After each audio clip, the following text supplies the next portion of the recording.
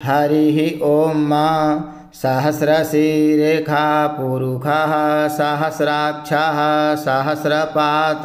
स भूमिगुं सर्वतस्पृतवात्यतिष्ठद्दशाङ्गुलं पुरुष एवेदगुं सर्वं यद्भूतं यच्च भाव्यम् उतामृतत्वस्ये सानो यदन्नेनातिरोहति एतावानस्य महिमातो ज्यायांश्च पुरुषः पादोश्च विश्वाभूतानि त्रिपादस्यामृतं दिवि त्रिपादूर्ध्व उदयत्पुरुषः पादोषेहा भवत् पुनः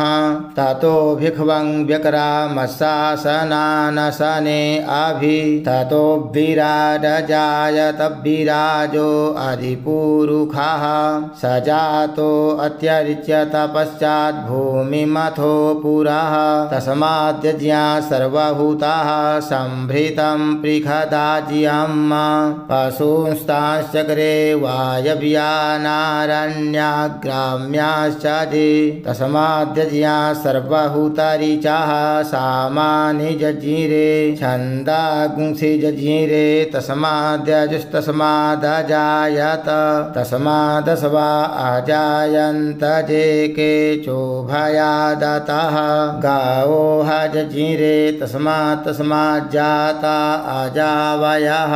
तञ्जर्यं बर्हिः क्षिप्रौक्षन् पुरुषं जातमग्रतः तेन देवा अयजन्त साध्या ऋषयश्च ये यत्पुरुषं व्यदधुः कतिधा व्यकल्पयन् मुखं किमस्यासीत् किं बाहु किमुरुपादा उच्येते ब्राह्मणोऽस्य मुखमासीत् बाहुराजन्यः कृतः ऊरु तदस्य यद्वैश्यः पदभ्यां शूद्रो अजायत चन्द्रमा मनसो जातश्चक्षोः सूर्यो अजायत श्रोत्राद्वायुश्च प्राणश्च मुखादग्निरजायत नाभ्या आसीदन्तरिक्षगुं शीर्ष्णोद्यौः समवर्तत पदभ्यां भूमिर्दिशाः श्रोत्रात् तथा लोकाम् अकल्पयन् यत्पुरुषेण हविखा देवा यज्ञमतन्वत वसन्तोऽस्यासीदाज्यं ग्रीष्म इदमः शरद्धविः सप्तास्यासन् परिधयस्त्रिः सप्तसमिधाः कृताः देवा यद्यज्ञन्तन्वाना अवसनन् पुरुषं पशुं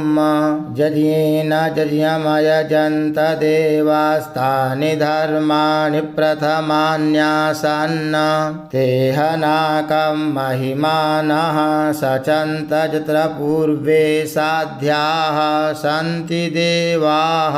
अद्भ्यः संभृतः पृथिव्यैरसा च विश्वकर्मणः समवर्तताग्रे तस्य त्वष्टा विदधद्रूपमेति तन्मर्त्यस्य देवत्वमाजानमग्रे वेदाहमेतं पुरुषं महान्तमादित्यवर्णन्तमसः परस्तात्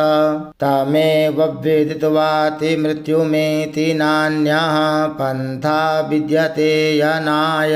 प्रजापतिश्चरति गर्भे अन्तर्जायमानो बहुधा विजायते तस्य योनिं परिपश्यन्ति धीरास्तस्मिन् हतश्रुभुवनानि विश्वा जो देवेभ्य आतपति जो देवानां पुरोहितः पूर्वो जो देवेभ्यो जातो नमो रुचाय ब्राह्मये रुचं ब्राह्मं जनयन्तो देवा अग्रे तद्ब्रुवन्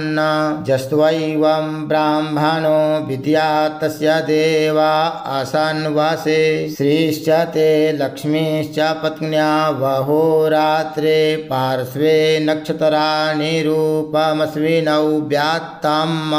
इष्णन्निखाण मुम इखाण सर्वलोकम् इखाण।